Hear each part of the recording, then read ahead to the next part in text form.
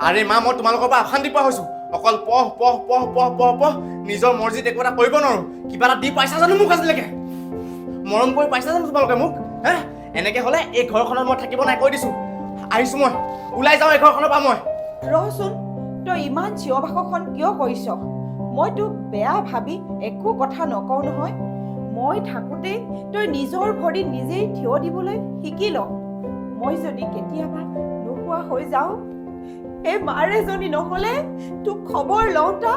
আৰু চাওঁতা মানুহ কোনো নোলাব এই কথা কিন্তু তই মনত ৰাখিবি